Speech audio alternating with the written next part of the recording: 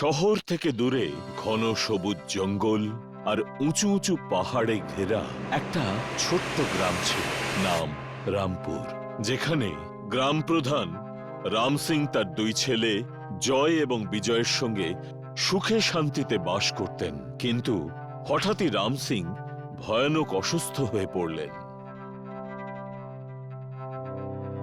ভাই বিজয়, বাবার শরীরটা দিন দিন একটু বেশি খারাপ হয়ে যাচ্ছে। তুই তাড়াতাড়ি যা আর গিয়ে ডাক্তারকে ডেকে নিয়ে আয়। আমি ততক্ষণ বাবার সঙ্গেই আছি। ঠিক আছে দাদা, আমি যাচ্ছি আর এক্ষুনি ফিরে আসছি।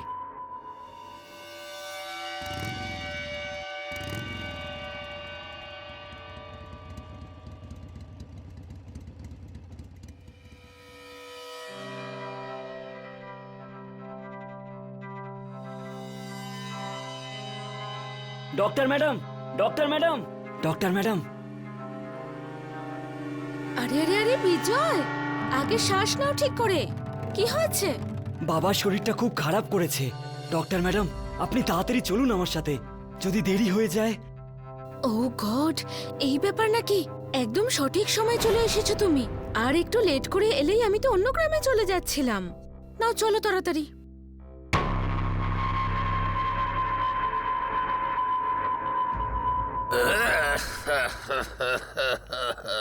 আমি কি আর বাঁচবো না ডাক্তার ম্যাডাম?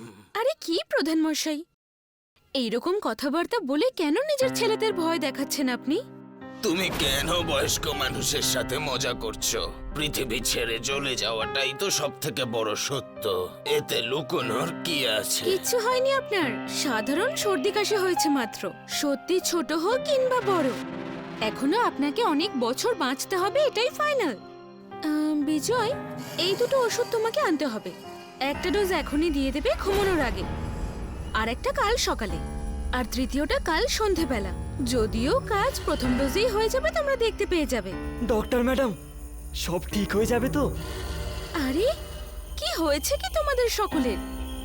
এত নেগেটিভ কেন ভাবছো? ভাই বিশ্বাস করো, ওনার সাধারণ সর্দি কাশি হয়েছে।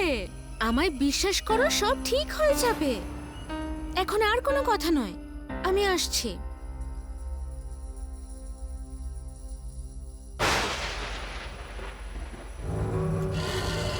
ডক্টর ম্যাডাম, আকাশের অবস্থা খুব খারাপ হতে চলেছে। এরম অবস্থায় আপনার যাওয়াটা ঠিক হবে না। আমার কথা শুনুন, বৃষ্টি থামা অবধি আপনি এখানেই থেকে যান। জয়, ডক্টর ম্যাডামকে গেস্ট হাউসে নিয়ে যাও। আরে কিন্তু আসলে এটা হয় না। ডক্টর ম্যাডাম, আমাদের কোনো অসুবিধা হবে না। এটা নিজেরই বাড়ি মনে করুন। আসুন আমার সাথে। তুমি ডক্টর ম্যাডামকে ওনার ঘর দেখিয়ে দাও, ততক্ষণ আমি ওষুধটা নিয়ে আসি। এই লোকগুলো তো খুবই সহজ সরল, কিন্তু ওরা হয়তো জানে না আমাকে এখানে আটকে রেখে নিজেদের মৃত্যুকেই ডেকে আনছে। নিজের কপালে চিন্তার কিছু ভাঁজ নিয়ে সেই মহিলা ডাক্তারটি জয়ের পেছনে পেছনে গেস্ট হাউসে পৌঁছল। আর বিজয় ওষুধের দোকান থেকে ডক্টরের প্রেসক্রিপশন অনুযায়ী ওষুধ নিয়ে এলো, আর তার বলা ডোজ তাদের বাবাকে খাইয়ে দিল। এরপর ওই খারাপ আবহাওয়ার রাতে সবাই চাদর মুড়ি দিয়ে ঘুমিয়ে পড়ল। কিন্তু রাত 12টা বাজতেই হঠাৎই গ্রাম প্রধান মহাশয় জেগে উঠলেন। ডাক্তার ম্যাডাম ঠিকই বলেছিলেন, একটা ওষুধ খাওয়ার সাথে সাথেই আমি একদম সুস্থ হয়ে গেছি, দুর্বলতাও চলে গেছে। আমি বরং একটু জল খাই। আরে এই আওয়াজটা কিসের? জয়, বিজয়, আরে অপদার্থ দুটো ওঠ, তাড়াতাড়ি ওঠ। কি কি হয়েছে বাবা? মনে হচ্ছে কোনো বন্য জন্তু গেস্ট হাউসে ঢুকে পড়েছে। ওই ডাক্তার আবার কোনো বিপদে যেন না পড়েন। ওনাকে গিয়ে আমাদের বাঁচাতে হবে। আরে বাবা, তাড়াতাড়ি চলো। প্রধান মহাশয় রাম সিং জয় বিজয়কে সঙ্গে নিয়ে গেস্ট হাউসের দিকে এগোলেন। তারা দেখতে পেলেন ডক্টর রূপমতি দেওয়ালের দিকে মুখ করে সোজা দাঁড়িয়ে আছেন। তারা দেখলেন ওই মহিলা ডাক্তারের মুখ নড়ছে। তাদের মনে হলো যেন সে কিছু একটা খাচ্ছে। দেখে বিজয় ভয় পেয়ে বলে উঠল, বাবা, আমার ভয় লাগছে। আমি বলছি কি আমরা ফিরে যাই। চুপ কর ভীতু কোথাকারে। উপরওয়ালা হাতির মতো শরীর দিয়েছে, তবুও বলছিস তোর ভয় লাগছে? ডক্টর মা, তুমি ঠিক আছো তো? ডক্টর মা, ও মা গো, এ কি দেখছি আমি? আমি যেই হই না কেন, আমার খিদে পেয়েছে। এসো আমার কাছে, এসো। আমি তোমাদের হৃদয়গুলো খেয়ে খিদে মেটাতে চাই। এসো আমার কাছে, এসো।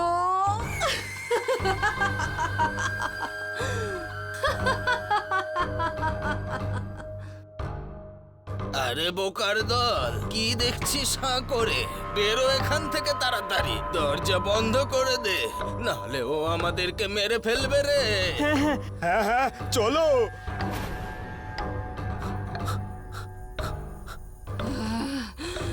দরজা খোলো, দরজা খোলো।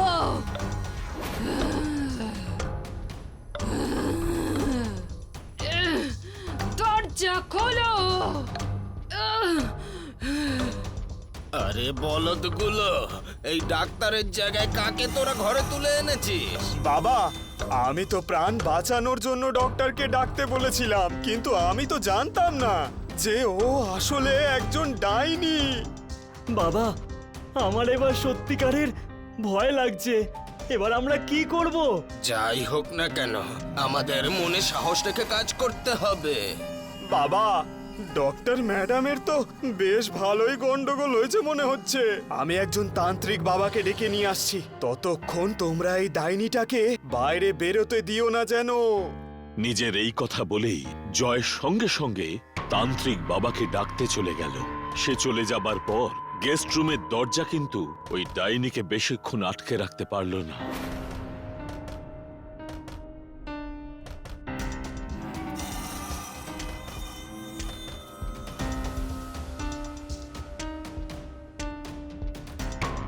আমার কবলে যে একবার এসেছে সে আর বাঁচেনি, বুঝেছো? পালাও, দেখি কত দূর পালাতে পারো। পালিয়ে যেখানে যাবে সেখানেই আমি পৌঁছে যাব।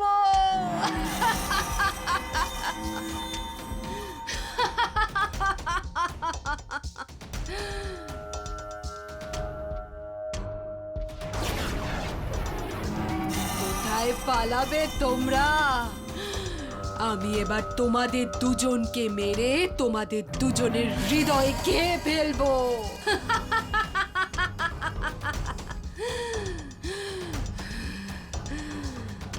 বিজয়, সেই ডাইনি বিজয়কে ধরে মারবার জন্য নিজের হাত দুটো ক্রমশ বাড়িয়ে দিল, কিন্তু ধরবার মুহূর্তের ঠিক আগেই তার মাথায় কেউ যেন মোটা ডান্ডা দিয়ে আঘাত করলো, কিন্তু ডাইনির তাতে কিছুই হলো না। এই দাঁড়া ডাইনি! কি ব্যাপার? আরো একটা শিকার। আজ তো আমি লটারি পেয়ে গেছি।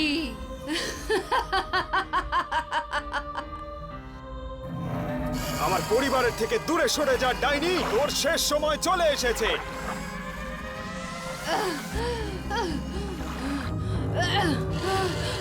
না না, বাঁচাও, বাঁচাও, বাঁচাও।